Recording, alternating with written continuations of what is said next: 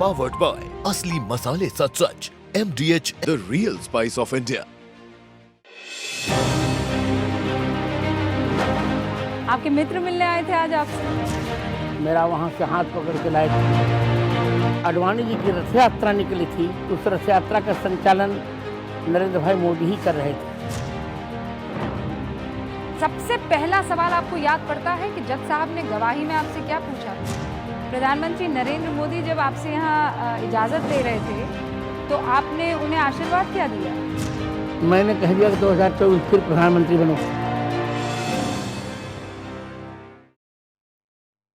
नमस्कार, मम नाम रुबिका लियाकत अस्ती और इसके बाद मैं संस्कृत इसलिए नहीं बोलूँगी क्योंकि हमारे सामने जगत गुरु राम भद्राचार्य जी मौजूद हैं और उनके सामने संस्कृत बोलूँगी तो ज़्यादा मैं नर्वस रहूँगी क्योंकि ये प्रख्यात हैं, संस्कृत को एक नया जीवन प्रदान करने वालों में से एक हैं, 22 भाषाओं को जानते हैं और न देख पाने के बावजूद हमसे बेहतर दुनिया को जान और देख पाते हैं। जगत गुरु जी, आपका बहुत बहुत स्वागत है भारत 24 पर। अनेके आशीर्वादाः तत्र भवत्यै रुबिकायै। शुक्रिया सर। मैं आपको उन दिनों में ले जाना चाहती हूँ जब आपकी उनसे मित्रता सामान्य कार्यकर्ता के रूप में थी। हमें ये पता उस समय मैं राम जन्मभूमि के आंदोलन से जुड़ा था। हाँ, और ये भी जुड़े थे। और जब राम जन्मभूमि को लेकर आडवाणी जी की रथ यात्रा निकली थी, उस रथ यात्रा का संचालन नरेंद्र भाई मोदी ही कर रहे थे। उन दिनों ही मेरी इनकी मित्रता हो चुकी थी। तब आपको ऐसा लगा था कि ये आगे चलकर हाँ कुछ करेंगे, ऐसा आपको लग गया था? ऐसा लग गया था। आपने कभी उनसे ये बात कही थी? नहीं, हम लोग चर्चा करते ही थे।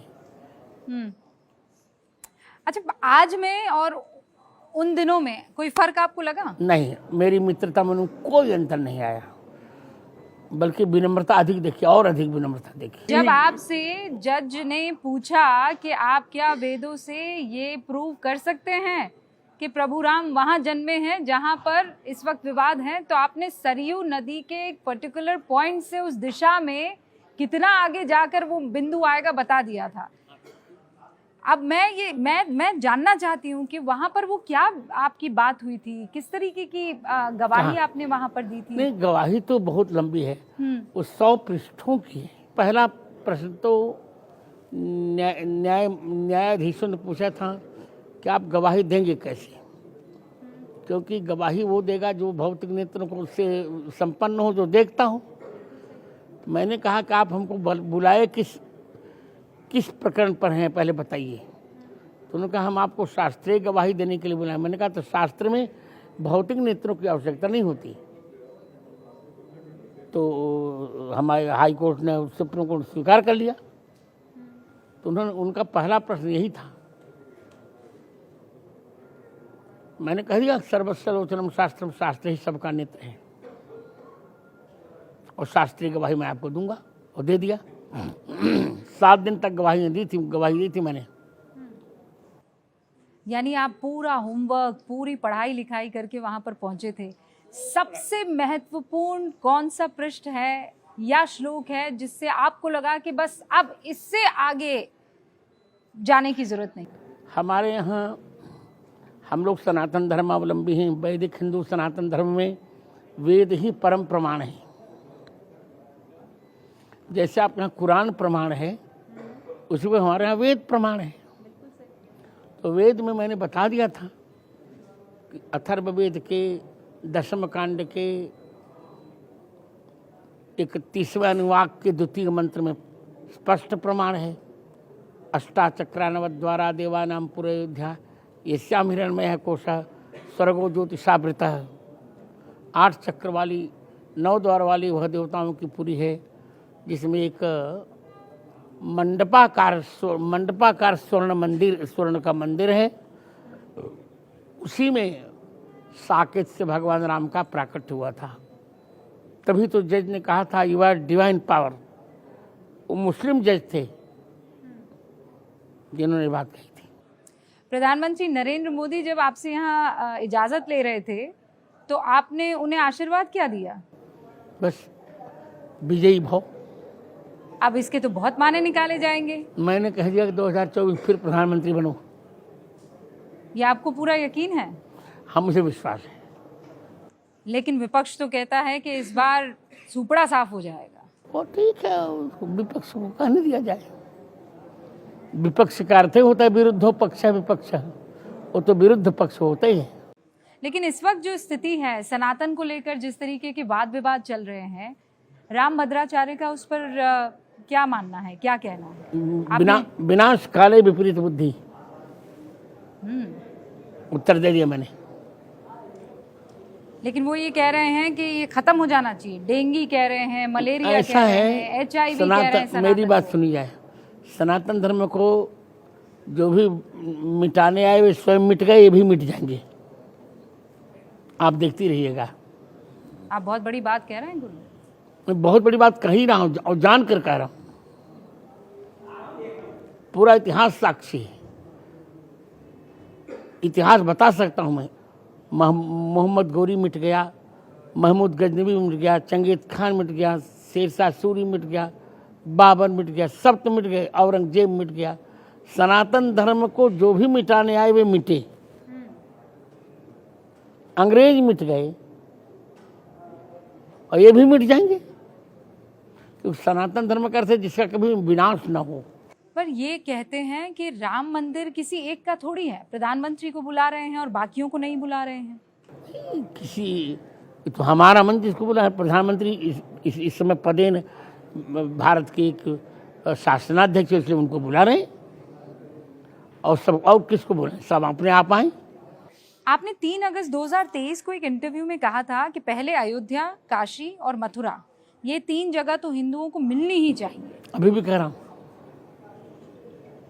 और इन 3 जगहों का हल कैसे निकलेगा? एक का तो निकला है कोर्ट से, अब इन 2 का वही कोर्ट ही होगा। कोर्ट ही होगा। आपको नहीं लगता है गुरुजी प्रेम से बाहर ये मानेंगे नहीं? अब 22 जनवरी आ रही है, आप एक बहुत बड़ा उत्सव करने वाले हैं, आपका जन्मदिन भी है, 75वां। आप देशवासियों को आप क्या कहना चाहेंगे, चाहे वो पॉलिटिकल हो, चाहे वो सामाजिक हो, बस चाहे वो राजनीतिक? मैं यही कहना चाहूँगा, राष्ट्र देवो भव, राष्ट्र को देवता मानो। आपने ये भी कहा कि अगर प्रभु राम सामने होंगे और भारत माता होंगी तो मैं भारत माता को पहले चरण स्पर्श करूंगा। क्योंकि भारत माता की गोद में राम जी खेले, तो पहले माँ को प्रणाम करना चाहिए, फिर बेटे को ना। आपके इस मामले में आपकी सोच जो है वो एकदम क्लियर है, बहुत स्पष्ट है। तो आप भारत माता की जयकारा पहले करेंगे और प्रभु राम का जयकारा बाद में। तो वो लोग जो भारत माता की जय से कतराते हैं उनको क्या उपदेश देंगे? वो राष्ट्रद्रोही हैं। और वो लोग जो कहते हैं कि इस वक्त मुसलमानों को डराया जा रहा है, ऐसा नहीं, ऐसा नहीं है। हमारे यहाँ सनातन धर्म में किसी को डराया नहीं जाता। हम सबको भयमुक्त रखना चाहते हैं। इतना कहना चाहते हैं कि तुम भारत में रहते हो तो भारत माता को माता मानो, गंगा को भगवती गंगा मानो। तुम गंगा को डाइन या भारत माता को डाइन मत कहो, अपलाप मत करो। यहाँ रहो, प्रेम से रहो, पर रसखान और रहीम की भांति रहो, बाबर और औरंगजेब की भांति मत रहो। इसीलिए आप कहते हैं कि रामचरितमानस को राष्ट्रीय ग्रंथ घोषित कर देना चाहिए। आज तो आपने प्रधानमंत्री के सामने ये मांग की। बिल्कुल मांगी, क्योंकि रामचरितमानस एक ऐसा ग्रंथ है यहाँ सीय राममय सब जग जानी करो प्रणाम जोर जुग पानी कहा गया। हमारे यहाँ ब्रह्म को निराकार साकार दोनों माना गया, कि ब्रह्म को मानो, भले उसका आकार मत मानो, निराकार भी मानो, कोई बात नहीं। निराकार ओंकार मूल्यम तुर्यम, इतना व्यापक चिंतन किसी का हो ही नहीं सकता। अगर आप आज्ञा दे तो मैं इस कार्यक्रम को यहीं अंत करती हूँ, लेकिन उस वादे के साथ कि दोबारा हम बैठेंगे और उन मसलों पर बातचीत करेंगे जहां आपका ज्ञान देश तक पहुंचना चाहिए। आप जी भर आइए, बैठिए और तुलसी पिठाइए, आपको खिलाएंगे पिलाएंगे प्रेम से। और आनंद करिएगा। बहुत बहुत शुक्रिया गुरुजी हमसे बातचीत करने के लिए। तो ये थे रामभद्राचार्य जी। आज इनके मित्र प्रधानमंत्री नरेंद्र मोदी इनसे मुलाकात करने के लिए आए थे और जो आखिरी वाक्य इन्होंने कहा था उनको, ये था विजयी भव।